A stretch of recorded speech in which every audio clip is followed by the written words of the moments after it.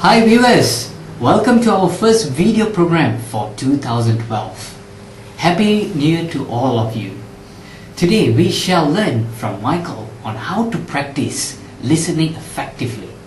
Let's watch together.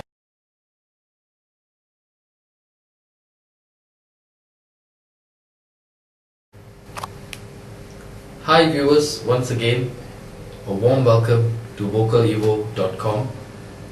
It's the month of January and probably you're wondering what could you do differently this year.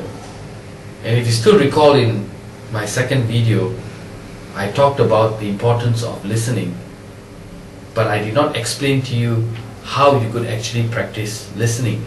So today I'm going to actually dedicate some time to give you some very important tips on how you can actually apply listening. When we talk about listening, today I'm going to focus on active listening.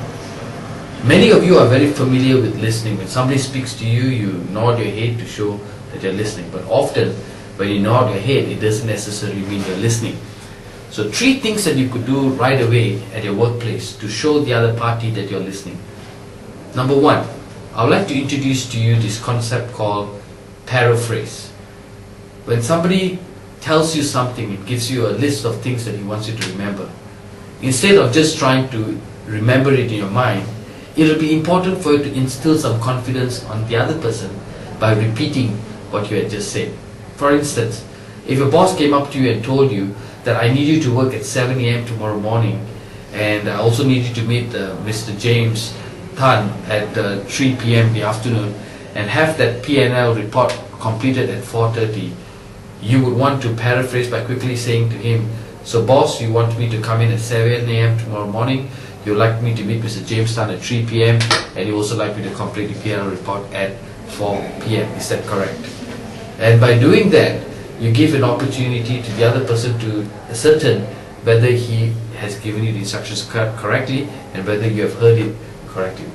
So this certainly helps the communication and the relationship in the long run. So that is paraphrase. The second thing you probably like to consider is by establishing a better rapport, by helping others to share more and you listen more. But how do you get someone who is probably a little quiet to open up? And that is by using what I call, the second one, open-ended questions. How do you do that? The 3 important questions: the what, the why, and the how. For example, what did you do in your holiday recently? And then the person will go on to share what he did. Why did you choose that particular location? Second opportunity for the person to say something. And the third is, how would you handle a holiday should it run into some problems? For example, transportation problems. So this way, the person has a third opportunity to speak. So the what, why, and how gives an opportunity for the person to share more and gives you an opportunity to listen. It's also a great way for you to solve problems. For example, what is a problem that you're facing at work? Why do you think this is happening? And how do you propose we overcome it?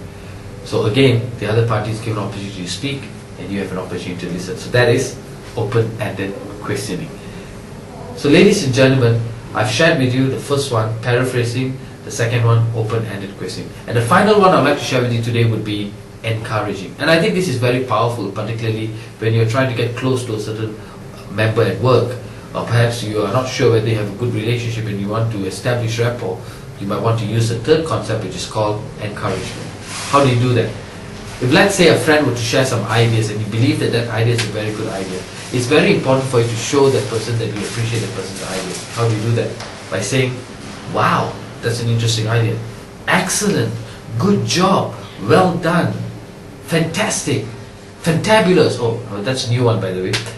These are some things that you could actually do to show interest in what the other person is saying. And certainly you've got to be sincere when you do that. I can assure you, if you practice paraphrasing, open-ended questioning, and of course encouragement, I'm sure you'll be able to be a better listener moving forward. Try this at home, and I'm sure your family members will be quite happy with you too. So I hope you found this video useful. Let's work to become better